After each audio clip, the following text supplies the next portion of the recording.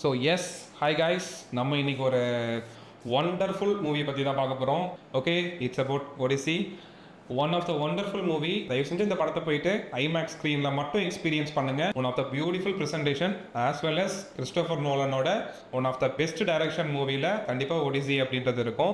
இந்த படத்தை பற்றி சொல்கிறதுக்கு முன்னாடி இந்த டைரக்டருக்காகவே இந்த படத்தை போய் நம்ம உட்காந்து பார்க்கலாம். ஏன்னா இதுக்கு முன்னாடி கொடுத்த மூவிஸ் அந்த மாதிரி ஒரு டைரக்டர் ஒரு ஃபீல்டுக்கு வந்து ஒரு 20-25 இயர்ஸ்க்குள்ளே இந்த மாதிரி வந்து ஒரு ஃபேன் பேஸ் கிரியேட் பண்ண முடியும் அப்படின்னா கண்டிப்பாக அது கிறிஸ்டோஃபர் நோலன் மட்டும்தான் முடியும். ஒன் மோர் திங், அவர் டைரக்ஷன் பண்ண படமே மொத்தம் 13 படம் தான். பட் ஆனால் அந்த 13 படத்துலையும் அவர் கொடுத்துருக்கிற விஷுவல் ப்ரெசன்டேஷன் இப்போ வரைக்கும் ஹாலிவுட் மூவியில் சில படங்கள் இருக்கலாம். பட் அவரோட way of story telling, way of presentation, way of screen play, it's completely different. The dark knight, interstellar, inception, இப்போ லாஸ்ட்டாக வந்து ஓப்பன்ஹைமர், இப்போ வந்திருக்க ஒடிசி, இந்த படம் கண்டிப்பாக கிறிஸ்டோஃபர் நோலனோட one of the best direction மூவியில் கண்டிப்பாக இந்த படம் இருக்கும். படம் என்டையராக வந்து ப்ரோ இந்த படம் நான் பார்த்தேன் ப்ரோ, எனக்கு வந்து படம் ஒரு மாதிரி பிடிக்கல ப்ரோ, என்டையர் ஃபிலிம் ஓகே தான் ப்ரோ, கிளைமேக்ஸ் ஓகே தான், ஃபிலிம் ஸ்டார்ட் ஆகிற இடம் ஓகே தான், பட் ஆனால் எனக்கு வந்து எண்டில் இடையில வந்து ரொம்ப ஒரு மாதிரி, அது எல்லாமே உண்மை தான், நான் இல்லைன்னு சொல்லலை.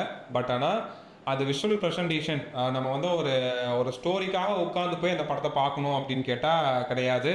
அவரோட presentation and visual at the same time வந்து அந்த ஸ்க்ரீன் பிளேக்காக போயிட்டு நம்ம உட்காந்து அந்த படத்தை பார்க்கலாம்.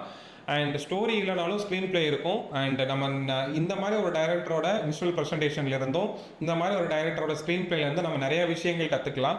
அதுக்காகவே இவரோட படம் போயிட்டு நம்ம உட்காந்து பார்க்கலாம். So Odyssey one of the best movie.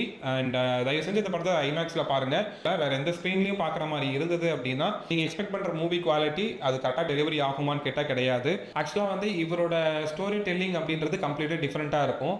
And இவரோட ஒவ்வொரு மூவியும் ஒரு தனியான ஒரு ஜானரில் இருக்கும். இவரோட ஒவ்வொரு மூவியும் வேற ஒரு வேர்ல்டை கிரியேட் பண்ணுற மாதிரி இருக்கும். இவரோட மூவிஸ் பார்த்து எல்லாருக்கும் தெரியும். இவரோட மூவிஸ் நீங்கள் பார்க்கல அப்படின்னா தயவு செஞ்சு இவரோட மூவிஸ் எல்லாமே ஓடிடியில் இருக்குது. நீங்கள் போயிட்டு உட்காந்து ஒவ்வொரு படத்தையும் பொறுமையாக பார்க்கலாம். அண்ட் இவரோட படத்தை பார்க்குறதுக்கு ரொம்ப ரொம்ப பொறுமை தேவை. அப்போ தான் அவர் என்ன சொல்ல வராரு, இந்த ஸ்கிரிப்ட் என்ன சொல்ல வருது, இவர் பண்ணியிருக்க இந்த ஸ்க்ரீன் பிளே என்ன சொல்ல வருது அப்படின்றது பார்க்குறவங்களுக்கு தெரியும்.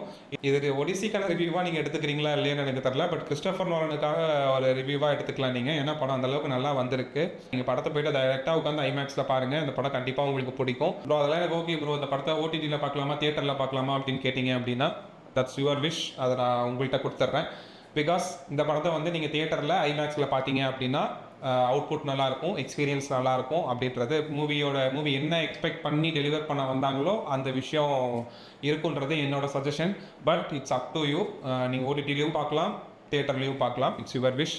ஓகே, இதோட இந்த வீடியோ நான் முடிச்சுக்கிறேன். அட் த சேம் டைம் வேறு ஏதாவது மூவியை பற்றி நம்ம பேசணும், ரிவ்யூ பண்ணணும் அப்படின்னா ப்ளீஸ் சொல்லுங்கள்.